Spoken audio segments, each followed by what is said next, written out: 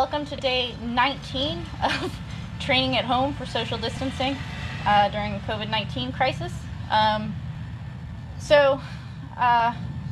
If this is your first day watching me, I've been doing this now for 19 days, that's why this is day 19. So there are 18 videos prior to this that you guys can go watch either on my Facebook page or as a playlist on YouTube. I've been kind of, I don't know, these are not like formal lessons in any way. I just talk about the things that I'm thinking about when I'm training and why I'm training the things that I'm doing. So that's more or less what's happening when I stop and talk to you guys while I'm basically just doing my own home workout. I'm not trying to, like, you know, create one for people to follow, although you're totally welcome to join me in what I'm doing. I'm actually going to talk today about shadowboxing because yesterday someone who was watching and who's watched a few of these asked a very good question, but it came about at a time that I was no longer doing the workout, so I didn't answer it in yesterday's broadcast, but I'll answer it now and kind of use today's workout to talk about this. The question was about how do you make shadowboxing less awkward? This is a really, really good question because shadowboxing is super awkward for quite a long time, and it's kind of an unfortunate answer because you want an answer that's like you do this thing and then it's less awkward, but it's kind of not like that. It is a little bit like a light switch where someday you just stop feeling like it's so awkward. But it takes a really long time, and the difference is actually not how good you get. The difference is how much you just don't really care anymore, which is part of why it's a little bit of a night and day thing. But when I first came to Thailand in 2010, we came for, I think, 10 weeks. I was not good at shadowboxing. Like, I didn't know how to shadowbox really, and it was very awkward, and it was part of the training, so it would take like 10-15 minutes, which if I had done any kind of shadowboxing prior to that, it was very, very short because it was how much I could tolerate on my own training in my house when I didn't really know how to do it, or how much Master K would make me do it in his basement to warm up before we started. And I was so awkward with it and so uncomfortable with it, I think that if my memory serves, Master K would actually let me off the hook pretty quickly as well and like interrupt in order to give me some kind of choreography to help me. The thing about shadowboxing and why it's so awkward is we kind of think about the wrong things when we're shadowboxing, and it's lacking visualization, it's lacking really knowing what to do, it's feeling really lost, it's thinking people are looking at you, all kinds of different things. I remember when we first moved to Lana in 2012, my trainer at the time, Den, was talking to a woman that we were training with at the time, who's now his wife, Rachel, and she didn't like to shadowbox because she said it was very awkward and embarrassing and people were looking at her, and he's like, why don't you go shadowbox in the bathroom, which was cheeky when he said it, but it's kind of this thing where it's like singing in your shower versus singing in front of people. I can like dance when I'm alone, but I really would not want to dance in front of people.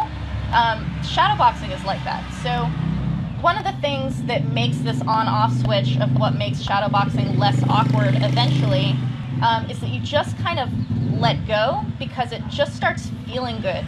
So the secret to shadowboxing being so awkward versus not really awkward anymore is really just how you feel about it. So the shortcut to how to make shadowboxing less awkward is to just stop thinking that people are looking at you and caring. It's totally that like dance like no one's watching kind of thing. But little things that you can implement to make your shadowboxing less awkward for yourself are a couple of things. So I'm going to give you a couple of things that I learned along my process of shadowboxing, and I really only started liking shadowboxing very recently, like I would say within the past 2 years for sure. And it just started feeling better, and I started worrying less about like what I was doing. So one thing is, if you have a mirror and you're shadowboxing with a mirror, make your own reflection your target. This seems really obvious if this is something that you do anyway, but it's not obvious to people who aren't doing that. People think that the mirror is just to like check your form. Not necessarily.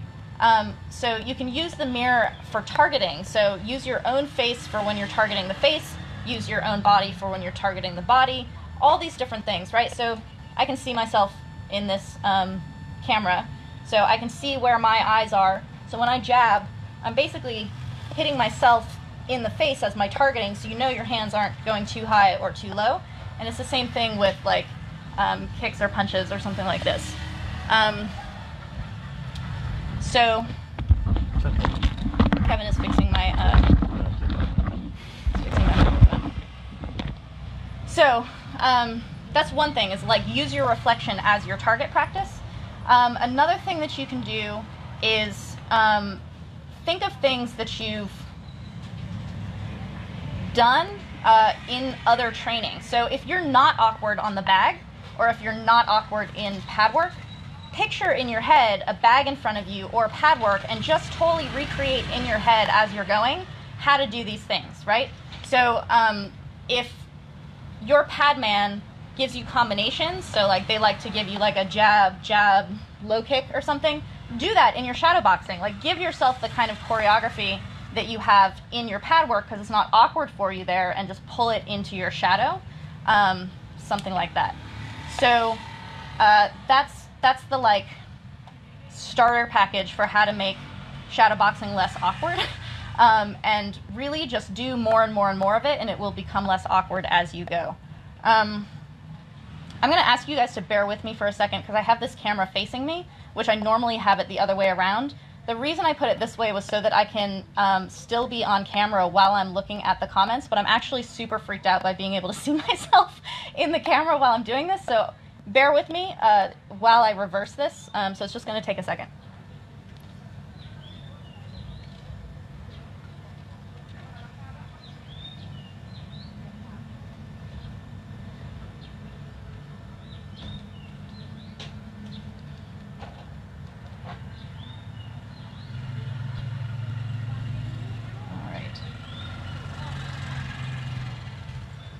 One of those woodland creatures. Yeah. Yeah, I'm working on it. Can you see it now or no? The video is interrupted. Yeah, I know, but it should be back on. Can you see it? Oh, okay. Can you still see it though? I can't see it. It's gone. Okay. So, while I'm talking about the awkwardness of shadowboxing, Sylvie needs to work on the awkwardness of being able to see myself in the camera. It's like totally freaking me out. So thank you for waiting for that adjustment. This is much better for me to just be talking this way rather than trying to see myself while doing this at the same time. So let me check this before I start doing my thing a little bit.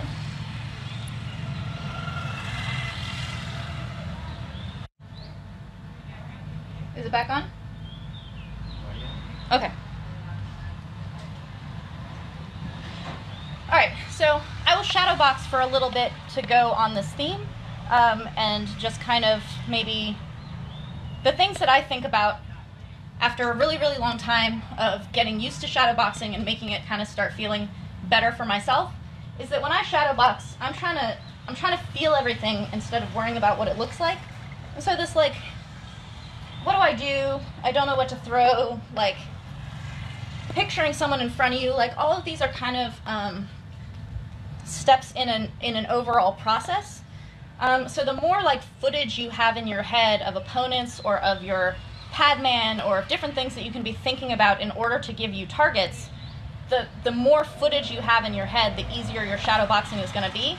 But if you can't picture someone in front of you, or you're like, I really don't know what to target because you've learned combinations and so you kind of don't think in an interpretive way, something that I've been saying a lot in these live streams is just focus on feeling. Don't focus on that it feels awkward. Focus on the details of literally what things feel like you're watching it. Don't judge it, you're just watching it.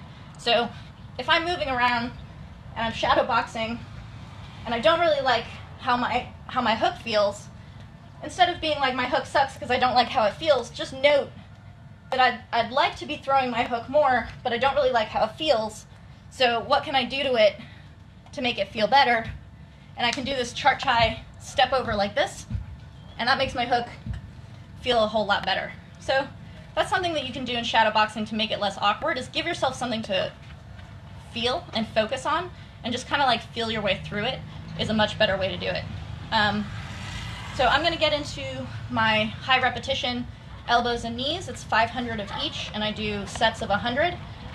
So I'm going to be feeling through my elbows, and if you want to connect it to the idea of like the awkwardness of shadowboxing, in doing high repetition, I'm just doing the same thing over and over and over again, so there's not a lot of awkwardness about whether each thing is right or what it really looks like. You can look super spazzy while doing something a million times, and it'll just eventually like find its path, it'll find its way in.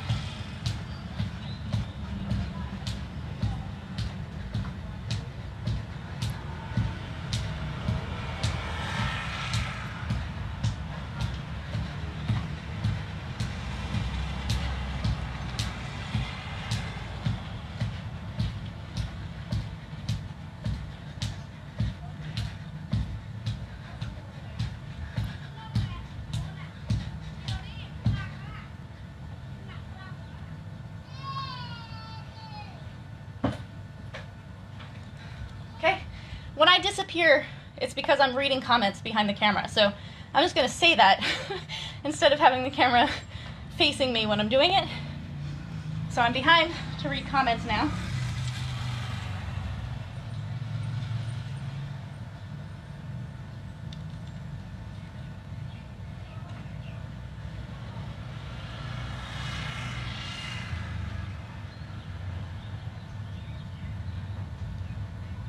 Okay. Another thing that works really well for shadowboxing and is a skill that will help you in every single thing that you do in Muay Thai is the imitation game. So if you just want to impersonate someone in your shadowboxing, and say you're like impersonating Sanchai and you don't look fucking anything like Sanchai when you're doing your moves, that's fine. You're just impersonating him, right? So if you like see, I don't know, like celebrity impersonations or something, like you just kind of slur your speech to sound like Sylvester Stallone. You don't have to like sound exactly like him. You don't have to be good at your impersonation, but you're borrowing from it. So for example, while I'm shadowboxing, even if everything I'm throwing is like totally different from what Karahat would be throwing or something like this, like say I'm just doing all kinds of like elbow stuff, but then I kind of like stop and move around, like fix my shorts. That's impersonating Karahat between things, and so it's pulling in feelings, like good feelings, and like I don't know what to do, so I can kind of take this momentary performance break between things. But don't overthink your shadowboxing. Like when I'm doing my 500 elbows, I can't overthink my elbows. Otherwise the entire thing becomes way too conscious. And you want to kind of like, you know those like, they have posters that are just a bunch of like squiggly lines, and if you stare at them long enough and kind of relax your eyes, an image will pop out, like a 3D image will pop out. That's from relaxing your eyes and not focusing too hard. If you focus too hard, you'll never see it. This is the kind of focus that you want to bring into your training, regardless of whether it's on the bag with a padman sparring or shadow boxing. Any of those things, you basically want to relax your consciousness to not be so overly focused. So when I'm doing my elbows, it's kind of relaxing the eyes to be able to see the image pop out. The image that's popping out is how you feel in your body when you're doing things, and you're trying to get that to kind of like pull out like a 3D image.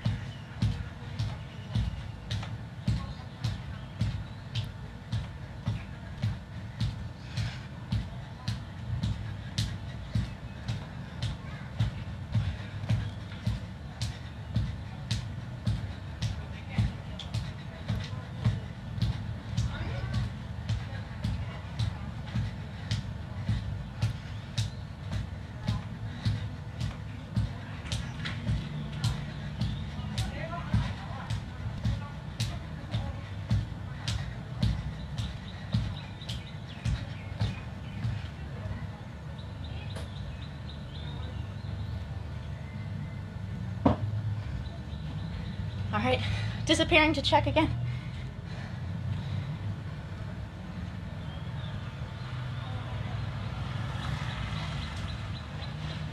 Any questions on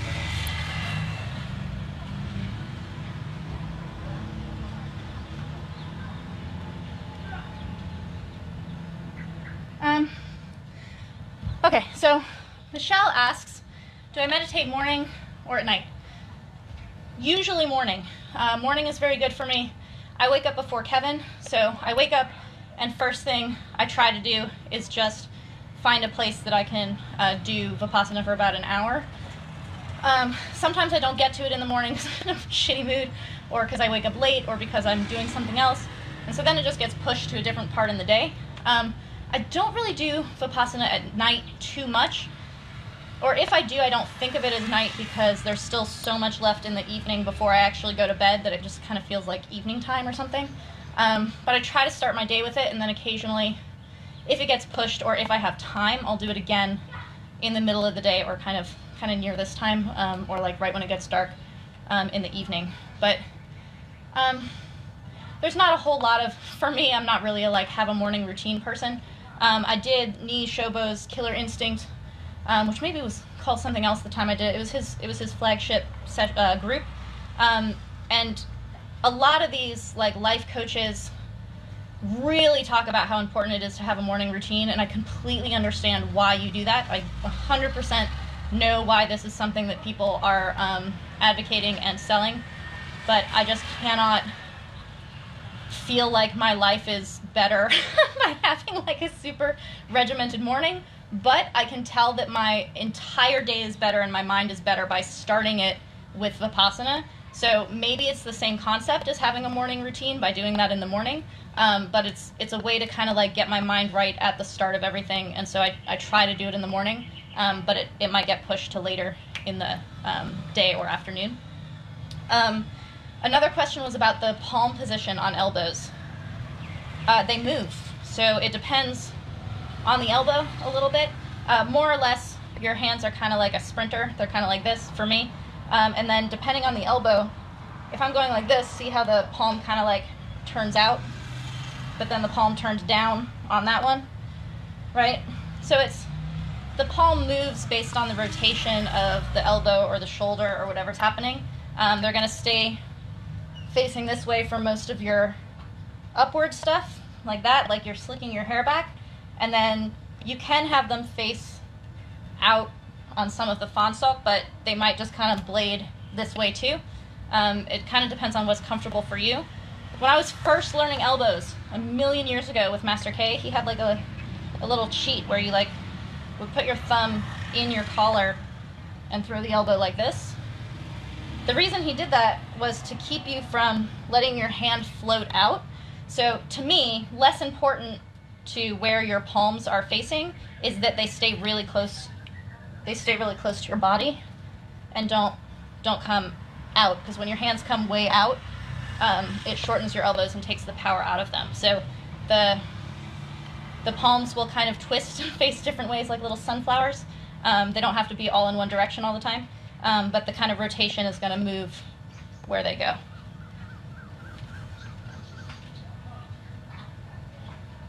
If you read questions out loud as you read them, it's better. Okay. So Hussein is saying, just to clarify, my question above is with regards to the cross elbow thrown like a hook. I think what you mean is fansok, just like this. My palm goes down. It faces down when I'm throwing just across like this. So if you're not having to cut angles or twist anything like this, your palm more or less is just going to stay flat, in the same way that when you throw a hook, you're going to have like your thumb pointed towards you. I guess some people do the coffee cup thing, but you would never throw an elbow with your palm facing yourself. So I guess that's the answer to those elbows.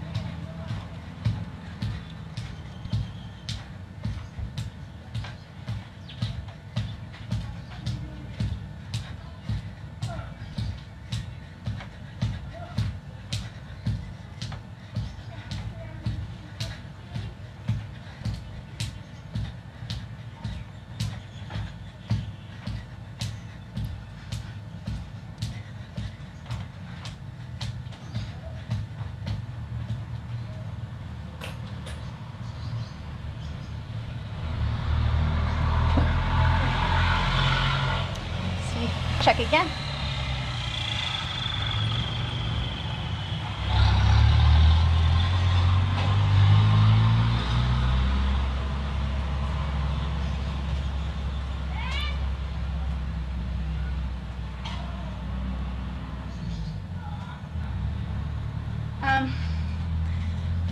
Are there any tipping or off-balance solo drills?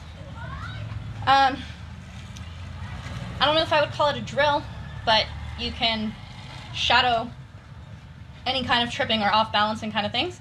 So one of my favorite trips that I use a lot is basically from a clinch position. And so you have my position is like a half frame like this. You build a frame, and then the person's feet are equal to yours. And so I basically stop their foot with my foot. So it's basically like putting it right here on the opponent. And then you basically just twist. So it goes like that, and the foot stays forward. That's not a drill, but you can shadow anything that you would be training in the gym if in your head you're picturing where your opponent's weight is and kind of like how that would be working, or like knocking the leg, this kind of thing, or picturing the kick coming and then you cheap, that kind of thing. So I don't know if I'd call that a drill, but you can 100% work on off-balancing, tripping, all kinds of things like this in shadow, as long as you are purposefully visualizing where your opponent is and making sure that you are realistically moving to the outside of your opponent the way that you would need to. The timing is a little bit difficult. You really need an actual person in front of you for bringing your timing together really well, because they're not necessarily... It's like playing chess against yourself. Like you know what your move is going to be. You can't like trick yourself. An opponent can kind of trick you. So work on it as though it's a perfect situation in your head, and then when you go back to the gym and actually have a partner, that's when you can work more on like timing.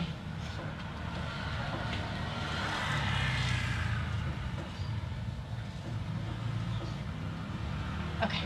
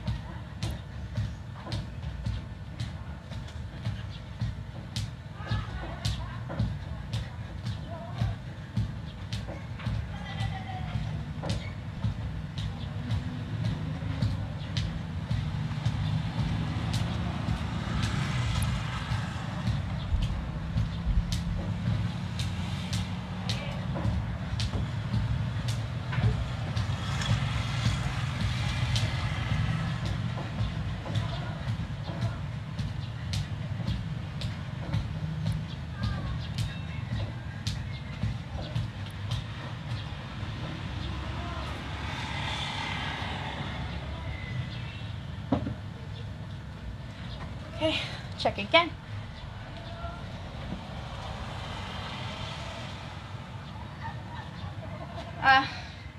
Charles Smith asks, do fighters step on each other's feet to off-balance each other? I don't think it's used to off-balance each other, but Sagat and Samson Hassan both were at the Pet Indie Academy. They will fucking step on your foot and push you to like pin you to where you're at and then push you or hit you or whatever. So it's basically like you stay there like this or then push you. It definitely makes you unable to do any kind of like pivoting fancy movie yourself. They say it's not a foul to step on the foot. I actually like the idea of trying to step on a foot because it actually gets you close enough for a lot of the things that you want to be doing. A lot of people stay just way too far away to do the things that they're trying to accomplish. And I think that as Westerners, we kind of have a tendency that's very, very hard to shake to think of distance as safety.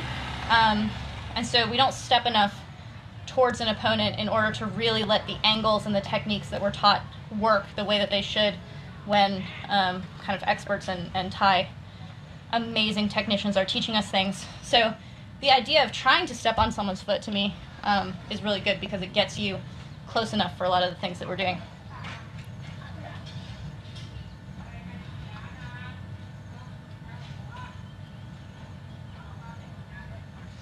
All right.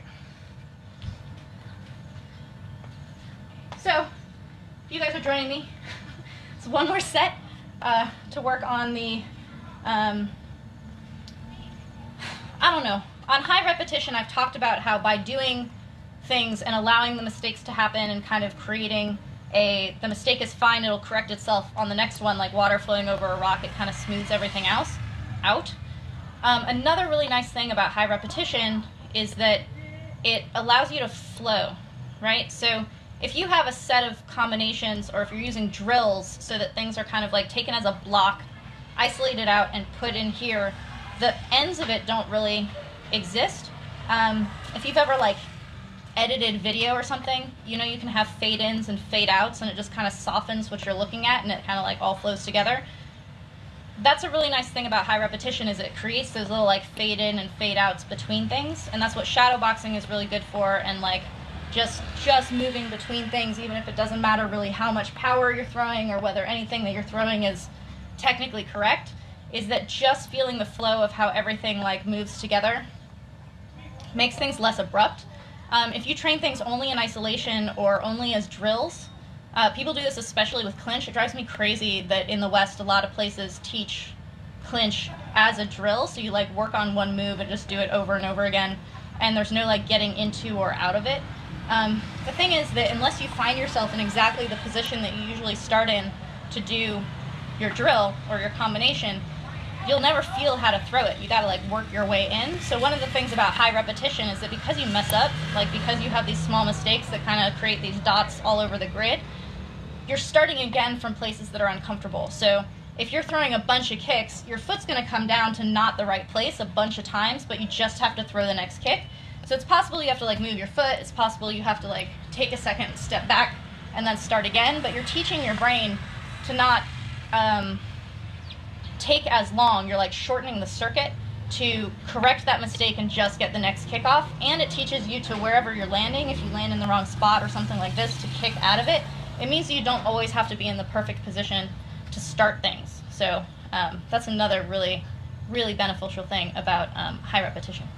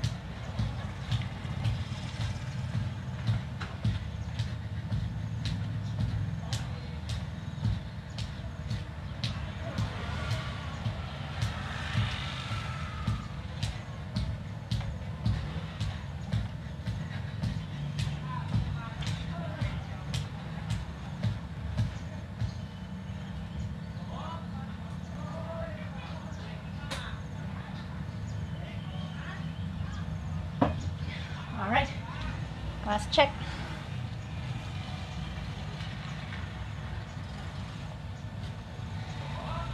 Okay, so something to think about in terms of what I started out talking about at the beginning of this, which is how to make shadowboxing less awkward, is that this is actually a really good time to make your shadowboxing less awkward, because you're isolated in a way that nobody's watching you. Like, you don't have to be self-conscious about it unless you're just in your own head working on it by yourself. It's like learning how to dance by yourself. So you can put on videos and kind of use those to take visual images that you can kind of choreograph for yourself until it becomes more free-flowing for yourself. Kevin and I have been working on getting slow motion video of some of the legends that we put in the Muay Thai Library. Those are absolutely beautiful. So you can watch those and see what amazing crews and legends look like when they're shadowboxing, and just kind of get like a feel for it. But also, because it's slow motion, it takes a lot of the like magic trick of what's going on and just shows how majestically beautiful it is. But because it's slow motion, you can actually see and kind of pay attention to where their foot lands, what kind of flows off of other things, and that kind of thing, like how elbows and knees work together, how punches and kicks work together, that kind of thing. So if you want to analyze it, the slow motion videos are a really good way to go. But overall, just getting some kind of visual in your head and being able to put that into your experience of your shadowboxing, that's going to make a really big difference. And I think it's a little bit difficult because we don't really have a super wide variety of exposure to shadowboxing. Like, there aren't a lot of this is just shadowboxing videos to watch, and maybe the people in your gym don't necessarily have particular shadowboxing that you feel that you can imitate or kind of learn from.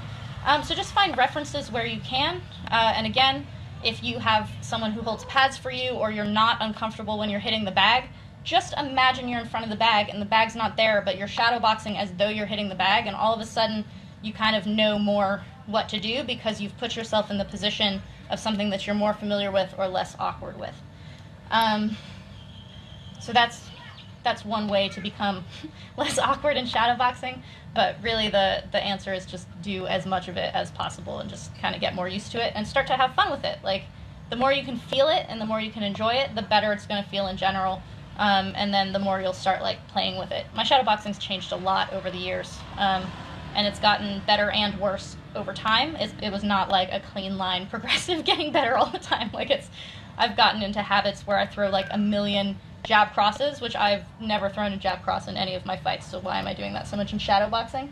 But that's kind of more of an intermediate or advanced thing to worry about rather than if you're beginning, just throw anything that you have learned or anything that you've seen or whatever as you're trying to get into it. If you guys have further questions, you can post them here and maybe I'll get notifications for them and try to answer them.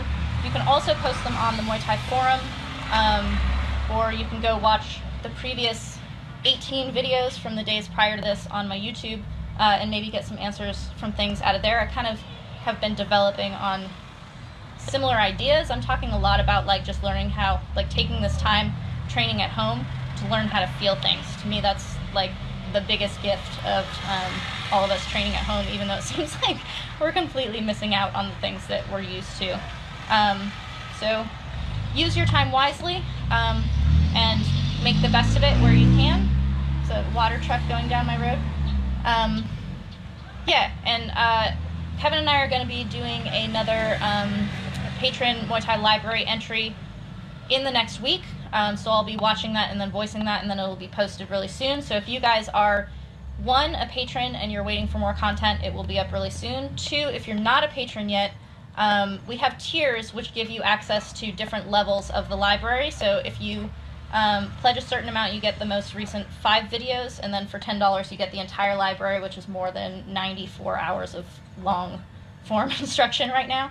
So if you're looking for things to have for reference, or if you want to keep learning things but you're away from your gym, or you just kind of want to delve into the Muay of Thailand, the library is a really good place for that because it's just vast and endless, and you can see similarities and differences between fighters who are the best who ever were. They're just absolutely incredible, and kind of the way I was talking about using impersonation, impersonate these guys because they're the best. They're amazing.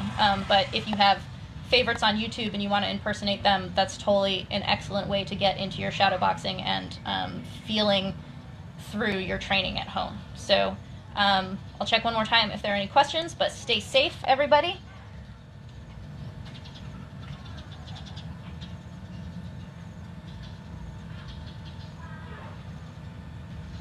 All right, so there's one question from Luis asking about exercises to open your hips. I do not stretch. I am not a stretcher, so I can't really offer advice on like how to loosen your hips.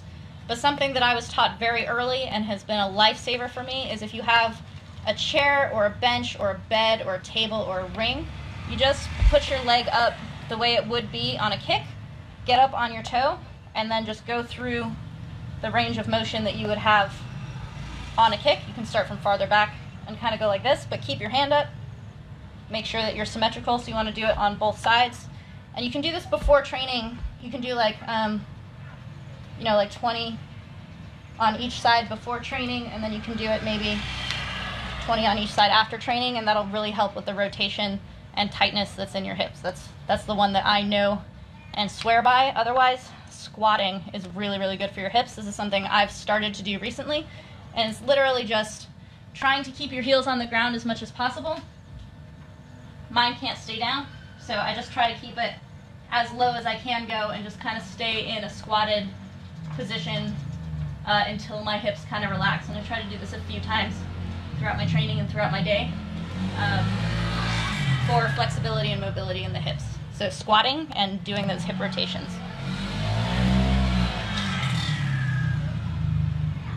All right. Take care, everybody. Thank you for watching. I'll see you on the next one, and stay safe and have fun.